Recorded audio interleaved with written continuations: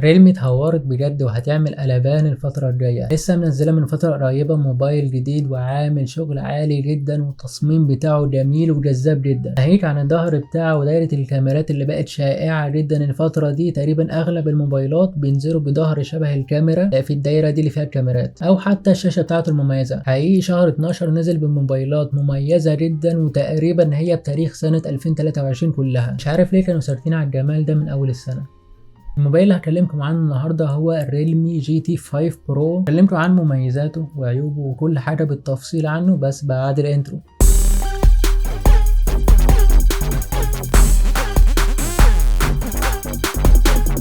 اول حاجه العلبه بتاعته شكلها جامد من بره مع اللون الاسود الفخم والخط اللي بيدي لمعه عامله شكل مبهر جدا. اول حاجه بتقابلك بعد الغطا الموبايل، شاحن 100 واط، وصلة الشحن، الجراب ولونه حلو جدا وطري قوي في الاستخدام، مش ناشف زي باقي الجرابات، ما يجرحش الموبايل. بصراحه مع الموبايل مدي شكل فخم جدا. ظهر الجهاز خامته من الجلد مطعم بنانو، ملمسه جامد جدا وشكله مبهر قوي. الدايره بتاعت الكاميرات فيها زي خطوط او نقوش كده مع حواف الدايره لبره، بيقول انها مصنوعه من الفولاذ، حسه مصنوع كده بشكل جميل يجذب العين. زائد ان هم قالوا ان كل حته معموله في حواف الكاميرا هم صانعينها بالتفصيل، هم اللي مركبينها. حتى لو ركزت على كلمه ريلمي هتحسها كانها منحوته على ظهر التليفون مش بس مجرد ملزوقه. اجمد لون واكتر لون عجبني في الموبايل ده وهو اللون السيلفر مع رسمه الكاميرا، مخلي شكله شيك جدا بالرغم اني بحب اللون الاسود، بس بصراحه انا حبيت ده اكتر حاجه عجبتني في الموبايل ده تحس ان تقريبا مفيش فريم، الشاشه نازله بكيرف وانحناء كده مع الظهر الموبايل، تحس الفريم صغير جدا، فده مديله لمسه فنيه حلوه جدا لو انت بتمسكه. اما لو في الجراب مش هيفرق معاك، مش هيبقى باين. من مميزات الموضوع ده ان بيخلي الجهاز يبقى لذيذ جدا معاك وانت ماسكه، ما تحسش ان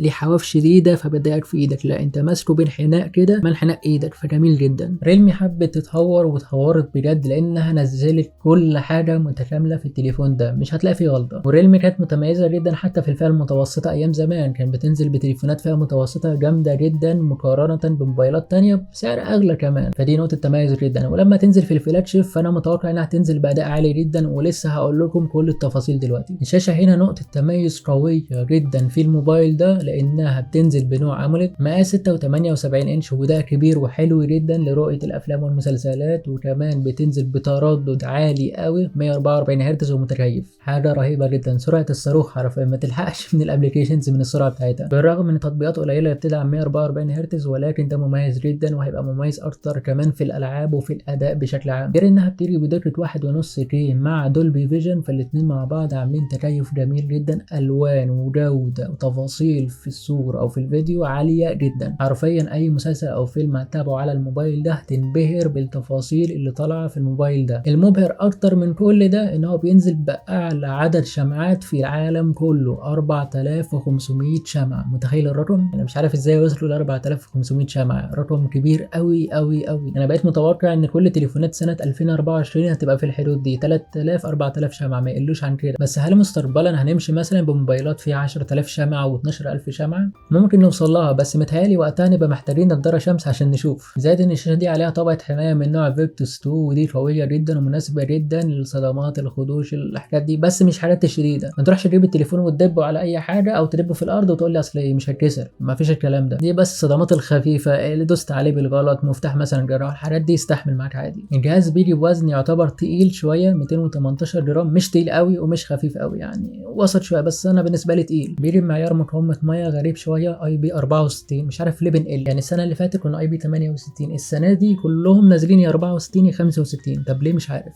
حد عنده تفسير للموضوع ده؟ زي كمان بيدعم نظام تبريد قوي جدا ممتاز قوي، سواء في الالعاب او في تصوير الفيديوهات هيبقى مناسب جدا معاك، فما تقلقش من السخونه في النقطه دي. بيجي ب3 الوان هما الاسود والسيلفر والاورنج، وبيجي ببصمه في الشاشه سريعه جدا. الموبايل ده جامد في كل حاجه، فلازم ينزل ببروسيسور جامد في كل حاجه، وهو سناب دراجون 8 جين 3 الجامد بتاع السنه دي، بطل السنه دي في كل حاجه، هو الممتاز ومفيش حد غيره. ده منافس قوي للاي 17 بتاع الايفون وللدايمنستي 9300 اللي اللي نازل حاليا، فالثلاثه دول عمالين يضربوا في بعض ضرب طحن كده. ما علينا. بينزل بدقه تصنيع 4 نانومتر، بينزل ب 12 ميجا بايت كاش ومعالج رسوميات ادرينو 750. تقييم الالعاب والاداء بتاع الجهاز ده على موقع الانتوتو نازل ب 2,222,000، وده رقم كبير جدا. واضح ان في اداء عالي جدا وتفاصيل عاليه جدا في الجهاز ده من اكبر الارقام اللي شفتها على موقع انتوتو. تجربه الالعاب في الجهاز ده جميله جدا، اي لعبه عايز تلعبها عليه ما فيهاش اي مشكله. فكر في اقوى واعلى جرافيك لعب على موبايل والعبها مش هتلاقي فيه مشكله خالص، ده حرفيا نازل مقطع على كله، مطلع اداء عالي جدا في كل حاجه، مش بس الجيمنج على فكره، كمان في التصفح العادي في الاستخدام المعتاد بتاعك هتلاقي اداء عالي جدا. فما تقلقش من اي حاجه من ناحيه الجيمنج، ما تسالنيش على الجيمنج هنا، انت العب على طول ما تسالنيش. كمان بينزل برامات 12 و16 متوزعين في 4 قنوات وبتردد 4200 ميجا هرتز. بينزل بثلاث مساحات تخزين من نوع UFS 4 جديد 256 512 1024، لسه نازل من فتره قريبه، فاكيد هينزل باندرويد 14 ونظامه ريلمي UI 5. الموبايل ده جبار جدا في البطاريه بتاعته، اطول مده استخدام موبايل. يعني من كام شهر كده كان ارصى طموحنا الاس 23 الترا نجيبه عشان اطول بطاريه تقعد معاك طول اليوم والكلام ده كله، لكن حرفيا من شهر 11 اللي فات وحصلت طفره في عالم البطاريات. اقول لك ان الاس 23 الترا ما بقاش بينافس بقوه في البطاريه، اقول لك ان في تليفونات كتيره قوي بتنافس في البطاريه، ومن ضمنهم موبايل ريلمي ده عامل اداء عالي جدا ومش مبالغه في اللي انا بقوله. بينزل ببطاريه 5400 ملي امبير، شاحن 100 واط، وبينزل بشحن لاسلكي 50 واط، ده جميل جدا بصراحه. حسب تقييمات ريلمي فهي بتقول ان البطاريه بتتشحن في 26 دقيقه او 27 دقيقه، بس بعد التجربه طلع انه بيقعد حوالي 35 دقيقه او 34 دقيقه، يعني حوالي فرق 10 دقائق 9 دقائق بين التقييم بتاعهم والتقييم بتاع المستخدمين واليوتيوبرز. بما انك لسه بتشوف الفيديو ولسه بتتابعني، ما تنساش تعمل متابعه او اشتراك عشان يوصلك كل جديد وتكون متابع كل حاجه اول باول، وتشجعني كده، حمسني كده، قول لي اي كلمه حلوه كده عشان استمر. الكاميرات بقى، نتكلم شويه في الكاميرات واللي عملت اداء عالي جدا هنا في الموبايل او في موبايلات ريلمي عامه، لان كاميراتها ما كانتش افضل حاجه قبل كده. بيجي بكاميرا اساسيه 50 ميجا بكسل فيها تفاصيل حلوه جدا ومطلعه كواليتي عاليه جدا ومميزه جدا في كل صوره، مش هتشيل هم من نقطه الالوان او اصل الصوره دي مش حلوه والوانها بايظه ومحتاج تعدلها على البرامج وكده، لا دي بتطلع حلوه مظبوطه. غير الشاربنس والحته بتاعت الصوره بتطلع صور حتى جدا ومظبوطه جدا على الوش، يعني مش تطلع مثلا ودن طايره او ودن متشاله او البلوري تعمل زياده على الودن وكده، لا مطلعه تفاصيل حلوه ومركباهم تركيبه واحده. وطبعا كل ده بمساعده البروسيسور عشان يخليهم يشتغلوا مع بعض كده يعملوا اداء عالي. بس بصراحه انا مبهور جدا بالكاميرا دي، غير المثبت البصري المميز جدا اللي فيها، يعني لو انت قادر بتتهز او ما بتعرفش تصور خالص ما تقلقش من اي حاجه، امسك الموبايل وصور على طول مش هتواجه اي مشكله. ويجي بكاميرا تانية 50 ميجا بكسل تليفوتو بتاعه الزوم، بتدعم زوم لحد 3 ارس اوبتيكال وبتوصل ل 6 ارس، بس هي مش 3 ارس بالظبط، هي ريلمي قايله ان هي 3 ارس ولكن هي 2.7 بالظبط ارس زوم. يعني انا عارف انها فرق بسيط ومحدش هيركز في التفاصيل دي، بس يعني من باب التنويه. والكاميرا الثالثه اللي محدش بيهتم بيها 8 ميجا بكسل الترا وايد اللي بتصور الصور الواسعه. الكاميرا الاماميه بتنزل ب 32 ميجا بكسل وبتصور لاول مره 4K 30 فريم، انا مبهور من النقطه دي، ده بجد تطور حلو جدا للريلمي، حاسس ان هم اتنقلوا نقله عاليه جدا. بس كل ده مش مبهر، يعني شويه حاجات بحكيها في موبايلات بقى. المبهر بقى في الكاميرا دي اللي مخليها عامله دوشه وعامله كلام كتير وحديث يوتيوبرز كتير، المبهر في الكاميرا دي وهو مشابه للهواوي شويه موضوع الايماءات والحركات، فبصراحه دي حاجه حلوه وشايف ده تطوير فعلا في الريلمي، يعني موبايلات كتيره واغلى من الموبايل ده بكتير ما بتوصلش للحاجات دي ولا بتعمل ربع، فحاجه حلوه. اتمنى يوصلوا برضو زي الهواوي لموضوع الحركات. الموبايل ده نازل بتطويرات السنه، نازل بواي فاي 7 بلوتوث 5 و4، NFC بتاع الشرايح والبطاقات، نازل بانفراريد الاشعه الريموت ان انت تتحكم في اي جهاز حواليك، والجميلين نازلين بمنفذ USB تايب سي 3 و2، فده حلو في سرعه نقل البيانات. كمان بيدعم شريحتين من نوع نانو وبيدعم 5G، والاتصال فيه والشبكات ممتاز فوق الوصف، من افضل الموبايلات في الشبكات حرفيا. يعني حرفيا لو انت في مكان ما فيهوش شبكه ما تقلقش هتلاقي لقط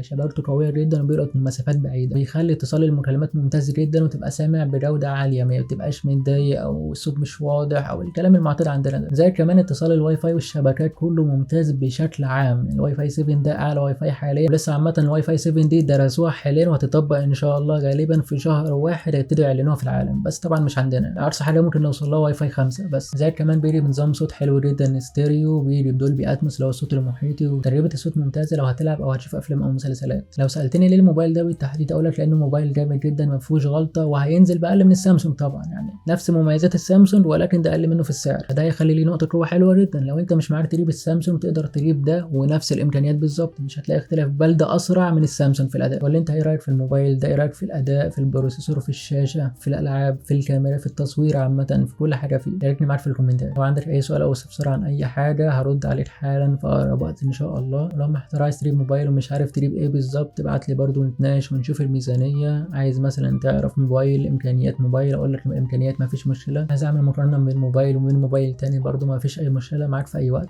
ما تنساش طبعا تتابعني على الاربع منصات: الفيسبوك، اليوتيوب، الانستجرام، التيك توك. بنزل عليهم كل حاجه متنوعه ومختلفه عشان تواكب كل حاجه حواليك. حقيقي سعيد ان انت لسه بتشوفني لحد دلوقتي، واتمنى اشوفكم جميعا على خير ان شاء الله. سلام.